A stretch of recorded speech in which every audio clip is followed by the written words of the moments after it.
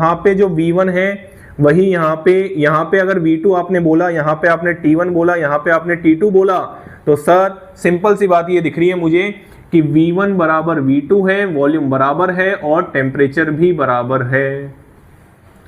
तो क्वेश्चन ने क्या पूछा है? क्वेश्चन ने पूछा है, क्या पूछा है क्वेश्चन ने? Assuming helium and argon behave like ideal gas, तो the value of M1 divide by M2 question ने पूछा है। आइडियल गैस की तरह बिहेव कर रही है, PV बराबर nRT लगेगा। उसमें से आप देखो V तो कांस्टेंट है और T कांस्टेंट है, R ऑलरेडी कांस्टेंट होता है, तो आप आराम से लगा सकते हो P1 अपॉन P2 बराबर N1 अपॉन N2। किससे लगाया मैंने ये? PV बराबर nRT से।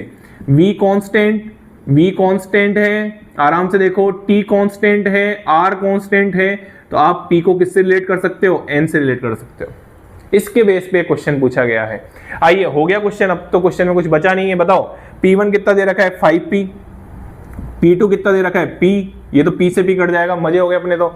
अब बताओ N1, ये आपको मास दे रखे हैं, ठीक है। इसमें थोड़ा सा आपको कैलकुलेशन, वही मैथमेटिक्स लगने वाली है इसमें। चलिए बात कर लेते हैं। तो हीलियम का मास कितना दे रखा है? M1, और यहाँ पे क्या आ जाएगा? मास of helium plus M2, mass of क्या आ जाएगा? आर्गन आ जाएगा, ठीक है। डिवाइड बाई यहाँ पे क्या दे रखा है? M2, बस इसने यहीं पे गेम कर रखा है, मास ऑफ हीलियम, और यहाँ पे क्या आ जाएगा? M1 molar mass of argon. ये मोलर मास है, ये मोलर मास है, आराम से देख लो। ये मोलर मास ऑफ हीलियम, ये मोलर मास ऑफ आर्गन, ये मोलर मास ऑफ हीलियम, ये मोलर मास ऑफ आर्गन, ठीक है। अब आपको इससे M1 बाई M2 का रेशियो निकालना है, आराम से निकाल लोगे। ये P से P कट गया, कोई दिक्कत वाली बात नहीं है, ठीक है। आप एक काम करें, ऊपर नीचे मोलर मास ऑफ आर्गन से मल्टीप्लाई कर दें। मैं बताऊंगा क्यों, कैलकुलेशन आसान हो जाएगी। ऊपर नीचे मोलर मास ऑफ आर्गन को क्या कर दें? मल्टीप्लाई।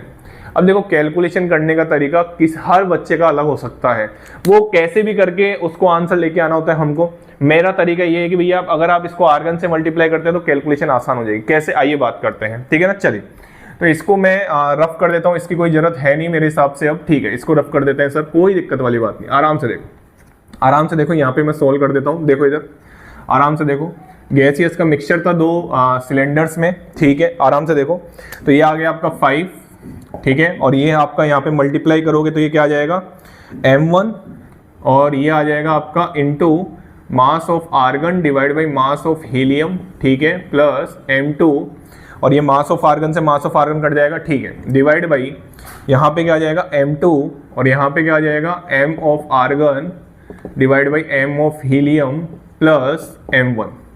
बताओ कोई दिक्कत? यहां से उठाया मैंने, M ऑफ AR को इधर मल्टीप्लाई कर दिया, AR से M ऑफ AR कट जाएगा। मेरे हिसाब से इतनी कैलकुलेशन आपको आनी चाहिए। आपको क्वेश्चन